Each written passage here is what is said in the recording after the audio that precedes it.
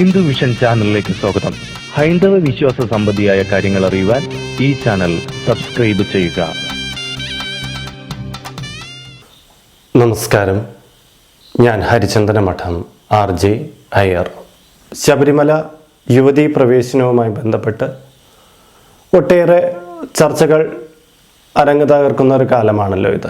അപ്പോൾ നമ്മുടെ മലയാള മാധ്യമങ്ങൾ ഈ വിഷയത്തെ എപ്രകാരമാണ് കൈകാര്യം ചെയ്തു പോരുന്നതെന്ന് ഓരോ അയ്യപ്പ ഭക്തനും വ്യക്തമായിട്ട് അറിയാവുന്ന കാര്യമാണ്. അയ്യപ്പ ഭക്തരുടെ മനസ്സിനെ എത്രമാത്രം കുത്തി നോവിക്കാമോ അത്തരത്തിലുള്ള വാദഗതികൾ നിരത്തുവാൻ നമ്മുടെ ചില മാധ്യമങ്ങൾ ശ്രമിക്കുന്നുണ്ട്. ജനം, മറുനാടൻ തുടങ്ങിയ ചില മാധ്യമങ്ങൾ ശബരിമലയിൽ അയ്യപ്പ ഭക്തരോടൊപ്പം എന്ന് ടൈറ്റിൽ കാണിച്ച് തന്നെ നിൽക്കുന്നുമുണ്ട്. അല്ലാതെയുള്ള കുറേ മാധ്യമങ്ങൾ ഹൈന്ദവതയും ഹിന്ദു വിശ്വാസങ്ങൾക്കെതിരെയും തങ്ങളാൽ കഴിയുന്ന അത്രയും ശക്തിയിൽ വാദിക്കുന്നുമുണ്ട്. എല്ലാ മതങ്ങളുടെയും കാര്യത്തിൽ ഇവർ ഈ നിലപാട് തന്നെ എടുക്കുമോ എന്ന് വരും ദിവസങ്ങളിലൊക്കെ നമുക്ക് കണ്ടറിയാം. ഒരിക്കലും അങ്ങനെയൊന്നും ആയിരിക്കില്ല. പക്ഷേ ഈ ശബരിമല സ്ത്രീ പ്രവേശനവുമായി ബന്ധപ്പെട്ട് എപ്പോഴും ഹൈന്ദവ വിശ്വാസികളെ ഒരു കുറ്റവാളി സമൂഹം എന്ന മട്ടിൽ കാണുവാൻ പലരും ശ്രമിക്കുന്നുണ്ട് എന്നത് അതിൻ്റെ ആദ്യ ദിനങ്ങൾ മുതൽ നാം കണ്ടു തുടങ്ങുകയാണല്ലോ. പിന്നെ ഈ അയ്യപ്പ ഭക്തരുടെ പ്രതിഷേധം ഇത്രത്തോളം ആളിക്കത്തിയ സ്ഥിതിക്ക് ഞങ്ങളും കൂടെ ഉണ്ട് എന്നുള്ള മട്ടിൽ കുറച്ച് മയപ്പെട്ടെങ്കിലും അവരുടെ ഉള്ളിലിരിപ്പ് പലപ്പോഴും അയ്യപ്പ ഭക്തരുടെ വിശ്വാസങ്ങളെ ഹനിക്കണം എന്നുള്ളൊരു ചിന്ത തന്നെ ഇവരിൽ രൂഢമൂലമാണ്. അത് അവരുടെ വാദഗതികളിൽ നിന്ന് തന്നെ നമുക്ക് മനസ്സിലാക്കാവുന്നതുമാണ്. ഇവിടെ മാതൃഭൂമി ന്യൂസ് ചാനൽ അവർക്ക് ഞങ്ങൾക്കും പറയാനുണ്ട് എന്നുള്ള ഒരു പ്രോഗ്രാമുണ്ട് അവരുടെ. അതിൽ ഒരു വിഷയത്തെ എടുത്തിട്ട് രണ്ട് തട്ടിലിൽ അതിൻ്റെ പ്രതിപക്ഷത്തും വാദപക്ഷത്തും രണ്ടുപേരെ നിർത്തി ഒരു ഡിബേറ്റ് പോലെ പരസ്പര വാഗ്വാദങ്ങൾ വരെ എത്താവുന്ന ഘട്ടത്തിലേക്ക് ആരോഗ്യപരമായ ഒരു ചർച്ച നടത്തുന്ന പ്രോഗ്രാമാണ് ഞങ്ങൾക്കും പറയാനുണ്ട്. അതിൽ അധികം പ്രശസ്തരല്ലാത്തവരും എന്നാൽ പ്രശസ്തരായവരും ഈ ചാനൽ ഷോയിൽ പങ്കെടുക്കാറുണ്ട്. ശബരിമല യുവതീ പ്രവേശനവുമായി ബന്ധപ്പെട്ടും ഇപ്രകാരം 1-2 ടോക്ക് ഷോ ഇവർ നടത്തി ഞങ്ങൾക്കും പറയാനുണ്ട് എന്ന പരിപാടി. അതിൽ ഈ കഴിഞ്ഞ ഒരു എപ്പിസോഡിൽ അവർ നടത്തിയ ഞങ്ങൾക്കും പറയാനുണ്ട് എന്ന പ്രോഗ്രാം കണ്ടപ്പോൾ അതിൽ ഇരുഭാഗത്തായിട്ട് ഇരിക്കുന്ന വ്യക്തികളെക്കാൾ മാതൃഭൂമി ചാനലിന് ചില അജണ്ടകളുണ്ട്, അത് ഞങ്ങൾ പറയാൻ പോവുകയാണ് എന്നുള്ള ഒരു നിലപാട് വ്യക്തമായി കാണുന്നുണ്ടായിരുന്നു. കാരണം ശബരിമല സ്ത്രീ പ്രവേശനവുമായി ബന്ധപ്പെട്ട് ഉള്ള ചർച്ചയാണിത്. അതിൽ ചർച്ചയിലാകട്ടെ ശബരിമലയെ അനുകൂലിക്കുന്നവരുടെ വോയിസിൻ്റെ സ്ഥാനത്ത് പ്രമുഖമായിരിക്കുന്നത് രാഹുൽ ഈശ്വറിൻ്റെ ശബരിമലയിലെ സ്ത്രീ പ്രവേശനത്തെ ശക്തമായി എതിർക്കുകയും ഒടുവിൽ പോലീസ് അറസ്റ്റ് ചെയ്യുകയും ചെയ്ത രാഹുൽ ഈശ്വറിൻ്റെ വൈഫ് ദീപയാണ്. നല്ലൊരു ആങ്കറാണ് ആ പെൺകുട്ടി. പക്ഷെ ഹൈന്ദവ ആചാര സംബന്ധിയായിട്ട് ആ കുട്ടി എത്രത്തോളം അറിവുണ്ട് എന്നുള്ള കാര്യമൊക്കെ നമുക്കറിയാം. കാരണം രാഹുൽ ഈശ്വറിൻ്റെ വൈഫായതിനു ശേഷം അവർ ഇത്തരം ശബരിമല സ്ത്രീ പ്രവേശനവുമായി ബന്ധപ്പെട്ട് ഒരുപാട് ചർച്ചകളിലൊക്കെ പങ്കെടുത്തിട്ടുണ്ട്. അപ്പോഴാ എതിർപക്ഷത്തും അധികം ഇതുമായി ബന്ധപ്പെട്ട് അത്ര പ്രശസ്തരല്ലാത്ത വ്യക്തികൾ തന്നെയാണ് ഇരുപക്ഷത്തും ഇരിക്കുന്നത്. അപ്പോൾ അവർ തമ്മിലുള്ള ചർച്ച ഇങ്ങനെ നടന്നുകൊണ്ടിരിക്കുമ്പോഴാണ് ആങ്കർ പേഴ്സൺ പെട്ടെന്ന് ലൈവിലൂടെ പുറമേ നിന്നുള്ള ഒരാളെ വിളിക്കുന്നത്. അതാരാണ്? ദീപ രാഹുൽ ഈശ്വറും പരസ്യമായി തന്നെ ചാനലുകളിൽ വെല്ലുവിളിക്കുന്ന ശ്രീ സന്ദീപാനന്ദഗിരിയെയാണ് ആങ്കർ വിളിക്കുന്നത്. അപ്പോൾ സന്ദീപാനന്ദഗിരി ദീപയോട് ഒരു ചോദ്യം ചോദിക്കുകയാണ്. ആ ചോദ്യം എന്ന് പറഞ്ഞാൽ അത് ഇച്ചിരി കടുത്തു പോയില്ലേ എന്ന് നമുക്ക് തോന്നും. കാരണം നമ്മുടെ സമൂഹത്തിൽ ഒരു വ്യക്തിയുടെ ജാതി പബ്ലിക്കായിട്ട് അതൊരു ചാനൽ വഴിക്കൊക്കെ ചോദിക്കുന്നത് എത്ര കണ്ട് ശരിയാണ് എന്നുള്ള കാര്യത്തിൽ വലിയ സംശയമൊന്നുമില്ല. അങ്ങനെയൊക്കെ ചോദിക്കുന്നത് ഒരാളുടെ മാന്യതയെ കെടുത്തുന്ന കാര്യമാണ്. അതെല്ലാം അറിയാവുന്ന സന്ദീപാനന്ദഗിരി ഒരു ചോദ്യം ചോദിക്കുകയാണ്. ഈ ചോദ്യത്തിന് ദീപയുടെ മറുപടി നമ്മൾ ശ്രദ്ധിച്ചിരിക്കും. സോഷ്യൽ മീഡിയയിൽ ഇത്രത്തോളം ഹിറ്റായ, ഈ അടുത്ത കാലത്ത് ഹിറ്റായ ഒരു കമൻറ്റും ഉണ്ടായി കാണില്ല. കാര്യം സന്ദീപാനന്ദഗിരി ദീപയെ പൊളിച്ചടുക്കി, അതായത് ഹൈന്ദവ തത്വങ്ങളെയെല്ലാം സന്ദീപാനന്ദഗിരിയുടെ ഈ ചോദ്യത്തോടു കൂടി പൊളിച്ചടുക്കി. സന്ദീപാനന്ദഗിരി തൻ്റെ ആധിപത്യം തെളിയിച്ചു, തൻ്റെ ഭാഗമാണ് ശരി എന്ന് ഊട്ടി ഉറപ്പിച്ചു എന്നുള്ള മട്ടിൽ ഒരുപാട് കമൻറ്റുകളും ഈ വീഡിയോ അത്രത്തോളം ഷെയർ ചെയ്യപ്പെടുകയാണ്. ഞാൻ പറഞ്ഞ അജണ്ട ഇവിടെയാണ് വരുന്നത്. ഈ ചാനലിൻ്റെ ഫുള്ള്, ഈ ചാനലിൽ നടത്തിയ ഈ ഷോയിൽ അവസാനം അതിനുള്ള അവരെന്താണ് ഉദ്ദേശിച്ചതെന്നുള്ള കാര്യം അതിലുണ്ട്. നമുക്ക് അത് പിന്നീടൊരു വീഡിയോയിൽ അതിനെക്കുറിച്ച് പറയാനുള്ളതുകൊണ്ട് നമുക്കിപ്പോൾ സന്ദീപാനന്ദഗിരി ചോദിച്ച ഈ ചോദ്യത്തിന് തന്നെ മറുപടിയിലേക്ക് പ്രവേശിക്കാം. സന്ദീപാനന്ദഗിരിയുടെ ചോദ്യം ഇങ്ങനെയാണ്: ദീപയെ രാഹുൽ ഈശ്വർ വേളിയാണോ, വിവാഹമാണോ, സംബന്ധമാണോ ചെയ്തത്? അപ്പോൾ ആ പെൺകുട്ടി പറയുകയാണ്, എന്നെ വിവാഹമാണ് കഴിച്ചത്. അപ്പോൾ സന്ദീപാനന്ദഗിരി പറയുകയാണ്, അതിന് വിധിയില്ലല്ലോ. നമ്പൂതിരി യുവാക്കൾ, നമ്പൂതിരി സ്ത്രീകളെ വിവാഹം കഴിക്കുന്നത് വേളി എന്ന് പറയുന്ന ആചാരത്തിലാണ്. നായർ സ്ത്രീകളെ വിവാഹം കഴിക്കുന്നത് സംബന്ധം എന്നുള്ള രീതിയിലാണ്. അപ്പോൾ നിങ്ങൾക്ക് നിങ്ങളുടെ ആചാരങ്ങളെ, ഇങ്ങനെയുള്ള കാര്യങ്ങളെ കാലോചിതമായി മാറ്റാമല്ലോ. പക്ഷേ ശബരിമല യുവതീ പ്രവേശനവുമായി ബന്ധപ്പെട്ട കാര്യങ്ങൾ വരുമ്പോൾ നിങ്ങൾ മറുകണ്ഠം ചാടുകയാണല്ലോ ചെയ്യുന്നത്. ദീപയുടെ മുഖഭാവം കാണുമ്പോൾ തന്നെ പലർക്കും മനസ്സിലാവും ആ കുട്ടി പെട്ടുപോയി എന്ന്. കാരണം അതിന് വലിയൊരു മറുപടി പറയാനൊന്നും ഇല്ല. ശരിക്കും പറഞ്ഞാൽ ഇത്തരം ഒരു ഡിബേറ്റിൽ പങ്കെടുക്കുമ്പോൾ ദീപ കരുതിയിരിക്കേണ്ട കുറച്ച് കാര്യങ്ങളാണ്. ഇങ്ങനെയുള്ള ചോദ്യങ്ങളൊക്കെ വരും. ഇവർ ചില കുതന്ത്രങ്ങളായിട്ടൊക്കെ ഉള്ള ചോദ്യങ്ങൾ ചോദിക്കും. ഞാൻ അതിന് മറുപടി പറയാൻ ബാധ്യസ്ഥയാണ് എന്നുള്ള രീതിയിൽ ദീപ ഒന്ന് കരുതലോടുകൂടി തന്നെ ഇരിക്കണമായിരുന്നു. കാരണം അതിൽ ആ ഞങ്ങൾക്കും പറയാനുണ്ട് എന്ന് പറയുന്ന ഷോയിൽ രാഹുൽ ഈശ്വർ ഉണ്ടായിരുന്നെങ്കിൽ കൃത്യമായി എനിക്ക് തോന്നുന്നു ഇതിനൊരു മറുപടി കിട്ടിയേനെ. പക്ഷെ ദീപയ്ക്ക് ആ മറുപടി കൃത്യമായി കൊടുക്കാൻ കഴിഞ്ഞില്ല എന്നുള്ളതാണ് വാസ്തവം. ദീപയുടെ ഒരു ചമ്മൽ ആ മുഖത്ത് അവിടെ തെളിഞ്ഞ് കാണുന്നുമുണ്ട്. അപ്പോൾ ഇവിടെ ഞാനിപ്പോൾ പറയാൻ പോകുന്നത് രാഹുൽ ഈശ്വറിൻ്റെ ജാതിയോ മതത്തെയോ ഒന്നുമല്ല ഞാൻ പറയാൻ പോകുന്നത്. ഇത് സന്ദീപാനന്ദഗിരി പറയുന്നതിൽ ഒരു പൊള്ളത്തരത്തെയാണ് കാണിക്കാൻ പോകുന്നത്. സന്ദീപാനന്ദഗിരി ചോദിക്കുകയാണ്, ബ്രാഹ്മണനായ നമ്പൂതിരിയായ രാഹുൽ ഈശ്വർ ദീപയെ സംബന്ധമല്ലേ ചെയ്യാൻ കഴിയുള്ളൂ എന്ന്. അങ്ങനെ എവിടെയാണ് പറഞ്ഞിരിക്കുന്നത്? ബ്രാഹ്മണനായ രാഹുൽ ഈശ്വർക്കെന്നല്ല, ബ്രാഹ്മണനായ ആർക്കും നായർ സ്ത്രീയെ വിവാഹം കഴിക്കണമെങ്കിൽ സംബന്ധം തന്നെ വേണമെന്ന് എവിടെയാണ് പറഞ്ഞിരിക്കുന്നത്? വിവാഹത്തിന് പല നിയമങ്ങളുണ്ടെന്ന് സന്ദീപാനന്ദഗിരിക്ക് അറിയാമോ? സന്ദീപാനന്ദഗിരിക്ക് അറിയില്ല എന്നുള്ളതാണ് വാസ്തവം. ഹൈന്ദവ ആചാര രീതിയിൽ 8 തരം വിവാഹങ്ങളുണ്ട്. അത് ഏതൊക്കെയാണെന്ന് പറഞ്ഞുതരാം.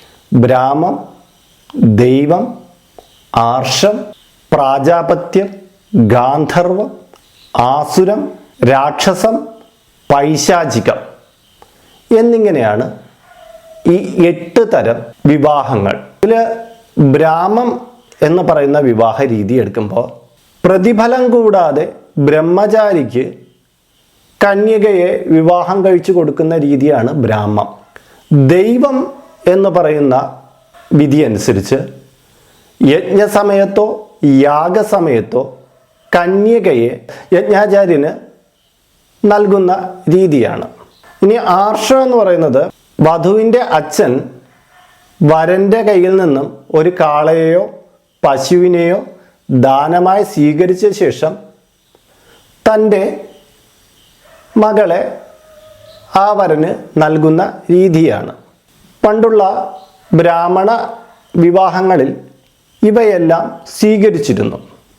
വേളി എന്ന ആചരണം ഉണ്ടെങ്കിൽ കൂടിയും ഇത്തരം ഒരു വിവാഹ രീതി പണ്ട് കാലത്ത് നിലനിന്നിരുന്നതായി കാണാം. മാത്രമല്ല, സന്ദീപ് ആനന്ദഗിരിയുടെ വാക്കുകളെ ശ്രദ്ധിച്ചു കഴിഞ്ഞാൽ പണ്ട് നമ്പൂതിരി സമുദായത്തിൽ നിന്ന് പുറം സമുദായങ്ങളിലേക്ക് ഒരു വിവാഹവും നടന്നിട്ടില്ല എന്നുള്ള മട്ടിലാണ് ഇദ്ദേഹത്തിൻ്റെ സംസാരം. പണ്ടും ഒളിച്ചോടിയൊക്കെ വിവാഹം കഴിച്ച ഒരുപാട് ചരിത്രങ്ങളുണ്ട് നമ്പൂതിരി സമുദായത്തിൽ. അപ്പോൾ അവരുടെ ഒന്നും വിവാഹമല്ല എന്നുള്ള മട്ടിലാണ് ഇദ്ദേഹം പറയുന്നത്. അന്ന് അവരുടെ ആചാരത്തെ ലംഘിച്ചു, ഇന്ന് ആചാരത്തെ ലംഘിച്ചില്ല എന്ന് ഒന്നും പറയേണ്ട ആവശ്യമില്ല. ഇത് വിവാഹമല്ലാതെ നടത്തുന്ന അവരുടെ കർമ്മപ്രകാരം വേളി എന്ന് പറയുന്ന ഒരു വിവാഹ രീതിയാണ്. മറ്റ് പല വിവാഹ രീതികളുമുണ്ട്. അപ്പോൾ ഇവിടെ നമ്മൾ പറയേണ്ടത്, നമ്മുടെ ഹൈന്ദവത മറ്റ് സമുദായങ്ങളെ പോലെയല്ല, ഒരുപാട് പുതുക്കലുകൾക്ക് വിധേയമായിട്ടുള്ളത് തന്നെയാണ് നമ്മുടെ ഹൈന്ദവത. പലതരം അനാചാരങ്ങളെയും നമ്മുടെ ഹൈന്ദവത തുടച്ച് നീക്കിയിട്ട് തന്നെ ഉണ്ട്. അങ്ങനെ പരിഷ്കരിച്ചെടുത്തത് തന്നെയാണ് നമ്മുടെ ഈ ഇന്ന് കാണുന്ന ഹൈന്ദവതയിലെ ആചാരങ്ങളെല്ലാം. പക്ഷേ ഈ അന്ന് മനുഷ്യനെ വല്ലാണ്ട് ബാധിച്ചിരുന്ന ദുരാചാരങ്ങളെ ഒഴിവാക്കിയെന്ന് പറഞ്ഞ് ഇന്ന് നാം പവിത്രതയോടുകൂടി കരുതിയിരുന്ന ആചാരങ്ങളെയെല്ലാം വലിച്ചെറിയണമെന്ന് ഉള്ള വാദമാണ് സന്ദീപ് ആനന്ദഗിരി മുന്നോട്ട് വയ്ക്കുന്നത്. ഇത്തരം വാദഗതികൾ യുവതികളെ ശബരിമലയിൽ പ്രവേശിപ്പിച്ചതുകൊണ്ട് മാത്രം ഇവർ അടങ്ങുന്നില്ല. ഇവർ പുതിയ പുതിയ ആവശ്യങ്ങൾ ഉന്നയിച്ചുകൊണ്ടേയിരിക്കും. അത് ഹൈന്ദവ ആചരണ വിധികളിൽ മാത്രമേ ഇവരുടെ ഇത്തരം കടന്നുകയറ്റം ഉണ്ടാവൂ എന്നുള്ളതും ശ്രദ്ധേയമാണ്. മറ്റൊന്നിലേക്ക് കടന്നു കയറാൻ പോയാൽ സന്ദീപ് ആനന്ദഗിരിയെ പോലുള്ള ആൾക്കാർക്ക് അതിൻ്റെ ഗുണഫലം അപ്പോൾ കിട്ടും. ഗുണം എന്താണെന്ന് ഞാൻ ഇവിടെ പ്രതിപാദിക്കുന്നില്ല. അപ്പോൾ ഇതാണ് സാമ്പ്രദായികമായി പറഞ്ഞു കഴിഞ്ഞാൽ പണ്ട് കാലത്തും നമ്പൂതിരി സമുദായത്തിൽ നിന്ന് പുറമേ ഉള്ള ആൾക്കാരെ വിവാഹം കഴിച്ചിരുന്നു. പിന്നെ രാഹുൽ ഈശ്വറിൻ്റെ കാര്യം എടുക്കുമ്പോൾ തന്നെ ഇവരൊക്കെ നമ്മുടെ കേരളീയമായ ആചരണ രീതിയിൽ വരുന്ന ബ്രാഹ്മണ സമുദായക്കാരല്ല. അവർക്ക് വേളി പിന്നെ ഇവിടെ കേരളത്തിലെത്തിയിട്ട് ഇവിടെയുള്ള നമ്പൂതിരി സമുദായവുമായിട്ട് ബന്ധം കൂടി എന്നൊക്കെയാണ് പറയപ്പെടുന്നത്. അപ്പോൾ പൂർണ്ണമായും അവർ കേരളീയ ബ്രാഹ്മണ ചിട്ടകളെയൊന്നും അംഗീകരിച്ച് വന്നതല്ല. എങ്കിലും സന്ദീപ് ആനന്ദഗിരി പറഞ്ഞ തത്വം ഇതാണ്: നിങ്ങൾക്ക് ആചരണങ്ങളിൽ മാറ്റം വരുത്താം, പക്ഷേ ഇത്തരം ഹൈന്ദവമായ ക്ഷേത്രാചരണങ്ങളിൽ നിങ്ങൾക്ക് മാറ്റം വരുത്താൻ പാടില്ലേ എന്ന്. ഇനിയിപ്പം വേളിയായാലും ശരി, ബാന്ധവമായാലും ശരി, സംബന്ധമായാലും ശരി, പുടവ കൊടുക്കലായാലും ശരി, എന്തായാലും നമ്മുടെ ഗവൺമെൻറ്റിൻ്റെ ഒരു വിവാഹ നിയമത്തിൻ്റെ കീഴിലാണ് വരുന്നത്. ആ വിവാഹ നിയമം ഉണ്ടായതു മുതൽ നമ്മൾ അതിനെ അനുസരിക്കാൻ ബാധ്യസ്ഥരുമാണ്. എല്ലാവരും അതിനെ അനുസരിക്കുന്നുമുണ്ട്. അതുപോലെ അല്ല നമ്മുടെ ശബരിമലയിലെ ആചാരങ്ങളിലേക്ക്. ഈ വിവാഹ നിയമങ്ങളൊക്കെ നമ്മൾ മനുഷ്യനെ സംരക്ഷിക്കാൻ വേണ്ടിയിട്ട് തന്നെയാണ് ഉണ്ടാക്കിയത്. പക്ഷേ ഒരു ആചാരത്തിന് മേൽ അതും ഒരു തരത്തിലുള്ള നിർഗുണമായ ഭക്തിക്ക് വേണ്ടി വച്ചിരിക്കുന്ന ഒരു ആചാരത്തിനെ ചില മൗലിക അവകാശങ്ങളൊക്കെ പറഞ്ഞ് ആ ആചാരത്തിന് മേൽ കടിഞ്ഞാണിടാൻ ശ്രമിക്കുമ്പോൾ മനുഷ്യൻ്റെ ആ പ്രതിഫലനത്തെ ഇത്തരം കാര്യങ്ങളുമായിട്ട് കൂട്ടിക്കുഴയ്ക്കുന്നതെങ്കിൽ സന്ദീപ് ആനന്ദഗിരിയുടെ അതിബുദ്ധിയാണെന്നേ പറയാൻ പറ്റൂ. ഇനി സന്ദീപ് ആനന്ദഗിരിക്ക് ഇങ്ങനെ പണ്ട് കാലത്ത് വിവാഹം കഴിച്ച, അതായത് നമ്പൂതിരി സാധാരണക്കാരിലെ ഒരാളെ വിവാഹം കഴിച്ച രീതി വിവാഹം എന്ന് തന്നെ പറഞ്ഞേക്കുന്നത് ഞാൻ കാണിച്ചു തരാം.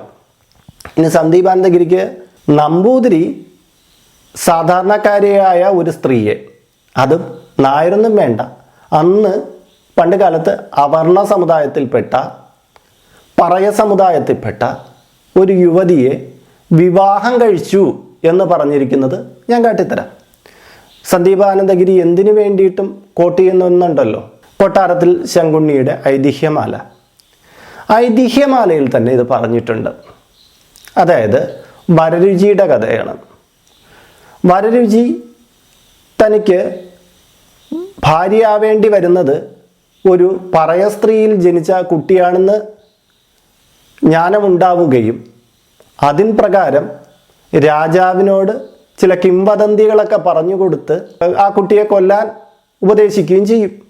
പക്ഷേ രാജാവ് ബാലഹത്യയ്ക്ക് എതിരായി നിന്നതുകൊണ്ട് ആ കുട്ടിയുടെ ശിരസിൽ ഒരു ചെറിയ പന്തം നാട്ടി അതിനെ പുഴയിൽ ഒഴുക്കി വിടുകയും ആ കുട്ടിയെ ഒരു ബ്രാഹ്മണനെടുത്ത് വളർത്തുകയും സന്ദർഭവശാൽ ആ ബ്രാഹ്മണൻ്റെ അടുത്തെത്തുന്ന ഇദ്ദേഹം ആരാണ്, വരരുചി, ആ ബ്രാഹ്മണൻ്റെ അടുത്തെത്തുന്ന വരരുചി ഈ ബ്രാഹ്മണ കന്യയാണെന്ന് തെറ്റിദ്ധരിച്ച് ഈ പെൺകുട്ടിയെ വിവാഹം കഴിക്കുകയും ചെയ്യുന്നു.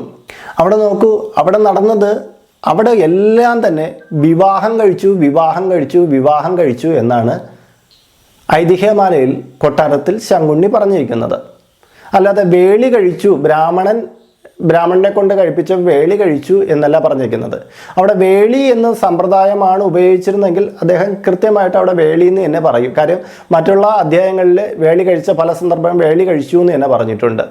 ഇവിടെ വിവാഹം കഴിച്ചു എന്ന് പറയുന്നു. അപ്പോൾ അതിൽ ആർഷ സമ്പ്രദായ പ്രകാരമോ ബ്രാഹ്മ സമ്പ്രദായ പ്രകാരമോ ഏതാണെന്ന് പറയുന്നില്ല, എന്നാലും വിവാഹം കഴിച്ചു എന്നാണ് അവിടെ പറഞ്ഞിരിക്കുന്നത്. ദീപയോട് സന്ദീപാനന്ദഗിരി ചോദിക്കുമ്പോഴും ദീപ പറയുന്നത് എന്നെ വിവാഹം കഴിച്ചു എന്നാണ്. പെട്ടെന്ന് സന്ദീപാനന്ദഗിരി നായർ സ്ത്രീയെ വേളി കഴിക്കാൻ പറ്റില്ലല്ലോ, സംബന്ധമല്ലേ ചെയ്യാൻ പറ്റുള്ളൂ എന്ന് സന്ദീപാനന്ദഗിരി പറയുന്നതാണ് അസംബന്ധം. വരരുചി ഈ പറയ സമുദായത്തിൽപ്പെട്ട പെൺകുട്ടിയെ വിവാഹം കഴിച്ചു. അതൊരു പറയ സ്ത്രീയാണെന്ന് മനസ്സിലാക്കിയിട്ട് കൂടി ഇദ്ദേഹം ആ പറയ സ്ത്രീയെ ഒഴിവാക്കുന്നൊന്നുമില്ല. ജീവിത സഖിയായിട്ട് കൂടെ കൂട്ടുകയും അഗ്നിഹോത്രി മുതൽ പാക്കനാർ വരെയുള്ള വലിയൊരു സന്താന പരമ്പര സൃഷ്ടിക്കുകയും ചെയ്തു. അതിൽ പെരുന്തച്ഛ ഉണ്ട്, നാറാണത്ത് ഭ്രാന്തമുണ്ട്. നോക്കൂ, അന്ന് കാലത്തും ബ്രാഹ്മണൻ പറയ സ്ത്രീയെ വിവാഹം കഴിച്ചിരുന്നു. അപ്പോൾ ആ ഉത്തരം ദീപ തന്നിരുന്നു, എന്നെ വിവാഹമാണ് കഴിച്ചിരുന്നത്. പക്ഷെ തൻ്റെ വ്യാഖ്യാനങ്ങൾക്ക് വളച്ചു കെട്ടാൻ വേണ്ടിയിട്ട് അങ്ങനെ സംബന്ധമല്ലേ നടക്കുള്ളൂ, ആചാരത്തിൽ വെള്ളം കലർത്തിയില്ലേ എന്നൊക്കെ ചോദിക്കാൻ ഇവിടെ എന്താണ് ഇരിക്കുന്നത്? പണ്ടേ നടക്കുന്ന ഒരു ക്രിയയാണ്, ആചാരത്തിൽ വെള്ളം കലർത്തിയൊന്നുമല്ല, അങ്ങനെ സംഭവിക്കാം എന്നുള്ളതേ ഉള്ളൂ. വരരുചിക്ക് ഏതെങ്കിലും ഇടത്തുനിന്ന് സ്ഥാനം നഷ്ടപ്പെട്ടു പോയതായിട്ടൊന്നും നമ്മൾ ചരിത്രത്തിൽ പറഞ്ഞിട്ടില്ല. വളരെയധികം ഒരു നവോത്ഥാനത്തിൻ്റെ കഥയാണ് വരരുചിയിലൂടെ നമുക്ക് കാണിച്ചു തരുന്നത്. ദീപയെ നായർ സമുദായത്തിലുള്ള ദീപയെ ബ്രാഹ്മണ സമുദായത്തിലുള്ള രാഹുൽ ഈശ്വർ വിവാഹം കഴിച്ചത് വളരെ നല്ലൊരു സൂചനയായിട്ടാണ് എനിക്ക് തോന്നുന്നത്. ജാതിയുടെ വേർതിരിവില്ലാതെ അദ്ദേഹം വിവാഹം കഴിക്കാൻ തയ്യാറായി എന്നുള്ളത്. പക്ഷേ അത് ശബരിമലയിലെ ആചാരങ്ങളുമായി കൂട്ടിക്കലർത്തി ശ്രീ സന്ദീപാനന്ദഗിരി ഒരു പൊറാട്ട് നാടകം കളിച്ചത് മാത്രം ഒട്ടും ശരിയായില്ല എന്ന് തന്നെ പറയാം. കാരണം ആ ടോക്ക് ഷോയിൽ നിങ്ങൾക്കൊരു പ്രത്യേക അജണ്ടയുണ്ടായിരുന്നു. നിങ്ങളെ കൃത്യസമയത്ത് തന്നെ ആങ്കർ പേഴ്സൺ അവിടെ വിളിച്ചു വരുത്തി. ഇങ്ങനെ ഒരു കാര്യം വെച്ചിട്ട്, ഇതിൻ്റെ മുഖം മൂടി വെച്ചിട്ട് ശബരിമലയിൽ അവിടെ വിവാഹത്തിൽ നിങ്ങൾ ആചാരങ്ങൾ തെറ്റിച്ചെങ്കിൽ ശബരിമലയിൽ എന്തുകൊണ്ട് ആചാരങ്ങൾ തെറ്റിച്ചുകൂടാ? എന്ത് വിഡ്ഢിത്തപരമായിട്ടുള്ള ഒരു ആർഗ്യുമെൻ്റാണ് നിങ്ങളവിടെ കാഴ്ചവെച്ചതെന്ന് അറിയാമോ? ഈ ആർഗ്യുമെൻറ്റിനെ പൊക്കിപ്പിടിക്കുന്നവർ പോലും ശരിക്കും പറഞ്ഞാൽ വിഡ്ഢികളാണ്, പമ്പര വിഡ്ഢികളാണ്. കാരണം ഒരു ദേവതാ സന്നിധിയിലുള്ള വിധിയും ഒരു ഹൈന്ദവ ദേവസന്നിധിയിലുള്ള വിധിയും ഒരു ഹൈന്ദവ ജീവിത ആചാരത്തെയും കൂടി തമ്മിൽ കൂട്ടിയിണക്കാനും അതിനെ കൂട്ടിക്കലർത്താനുമുള്ള നിങ്ങളുടെ മിടുക്ക് സമ്മതിച്ചേ പറ്റുള്ളൂ. എന്തായാലും ഇത്തരം വാദഗതികൾ മുന്നോട്ട് കൊണ്ടുപോകുമ്പോൾ ഇച്ചിരി തൊലിക്കെട്ടി വേണമെന്ന് കൂടി ഈ അവസരത്തിൽ പറയാതെ വയ്യ. കാരണം നിങ്ങൾ പറയാൻ പോകുന്ന പോയിന്റ് കറക്റ്റാണെങ്കിൽ നിങ്ങൾക്ക് ഇങ്ങനെ വളഞ്ഞു കെട്ടേണ്ട ആവശ്യമൊന്നുമില്ല. പകരം നേർക്ക് നേർ പറയാം നിങ്ങൾക്ക് നേർക്ക് നേർ പറയാം എന്നുള്ളതേ ഉള്ളൂ. അല്ലാതെ ഇങ്ങനെ വളഞ്ഞു കെട്ടി ഒരാളുടെ ജാതീയമായി ഹിംസിച്ചുകൊണ്ട് ഇവിടെ പറയേണ്ട ആവശ്യമൊന്നുമില്ല. എനിക്ക് ദീപയോട് പറയാനുള്ളത്, ആ ടോക്ക് ഷോ ഫുള്ള് ഞാൻ കണ്ടു. അതിൽ കുറേയേറെ പരാമർശങ്ങൾക്കൊന്നും ദീപയ്ക്ക് ഒരു മറുപടിയും കൊടുക്കാൻ പറ്റിയിട്ടില്ല. ദീപ ഇത്തരം അതായത് ഹിഡൻ അജണ്ടയുമായിട്ട് ആൾക്കാർ വന്നിരിക്കുന്ന ഷോയിൽ ദീപയെ പോലുള്ള ഒരാൾ മുൻനിരയിൽ നിന്ന് പറയുമ്പോൾ നിങ്ങൾ പതറുമ്പോൾ അത് മറ്റുള്ളവർ ഹൈന്ദവതയുടെ ഒരു എന്താ പറയണ്ടേ മറുപടിയില്ലാത്ത സമീപനം എന്നുള്ള രീതിയിലൊക്കെ വ്യാഖ്യാനിക്കാം. അങ്ങനെ വ്യാഖ്യാനിക്കാനുള്ള കുറേ സൈബർ പോരാളികൾ ഇവിടെ ഉണ്ട്. അപ്പോൾ നിങ്ങൾ ഒരു കാര്യത്തിലേക്ക് പോകുമ്പോൾ, നിങ്ങൾ അങ്ങനെ ഒരു പ്രത്യേക ഷോയിലേക്ക് പോകുമ്പോൾ നിങ്ങൾക്ക് അതിൽ ആ പറയാൻ പോകുന്ന വിഷയത്തെക്കുറിച്ച് കുറച്ചുകൂടി പഠനം നടത്തി അതിനുശേഷം മാത്രം പോകുവാൻ ഒരു അപേക്ഷയുണ്ട്. കാരണം എന്തെന്ന് വെച്ചാൽ ഈ ഒരു വിഷയത്തെ നമ്മുടെ ഫേസ്ബുക്കിലും മറ്റ് നവമാധ്യമങ്ങളിലും ഇവർ ആഘോഷിക്കുന്നത് ഹൈന്ദവതയുടെ പരാജയമായിട്ടാണ് വ്യാഖ്യാനിക്കുന്നത്. അതിന് അപ്പുറം ചില വ്യാഖ്യാനങ്ങളൊക്കെ ഉണ്ട്, അതും നമ്മളെല്ലാം കേട്ടുകൊണ്ടിരിക്കുകയാണ്. അതുകൊണ്ട് ഇത്തരം ആൾക്കാരുടെ വലയിൽ പെട്ടുപോകാതിരിക്കാൻ ദീപയെ പോലുള്ളവർ ശ്രദ്ധിക്കുകയും വേണം. ഇതേ ടോക്ക് ഷോയിൽ ചില വേറെ പരാമർശങ്ങളൊക്കെ ഉണ്ടായിട്ടുണ്ട്. അതുമായി ബന്ധപ്പെട്ട കാര്യങ്ങൾ ഞാൻ മറ്റൊരു വീഡിയോയിൽ പറയാം. അത് പ്രാധാന്യം അർഹിക്കുന്ന കുറച്ച് കാര്യങ്ങളാണ്. നമ്മളെ തെറ്റിദ്ധാരണയുടെ പടുകുഴിയിലേക്ക് വീഴ്ത്തുന്ന കുറച്ച് കാര്യങ്ങളും കൂടി ആ ടോക്ക് ഷോ വളം വയ്ക്കുന്നുണ്ട്. അത് അടുത്തൊരു വീഡിയോയിലൂടെ പറയാം ഞാൻ. എല്ലാവർക്കും നമസ്കാരം.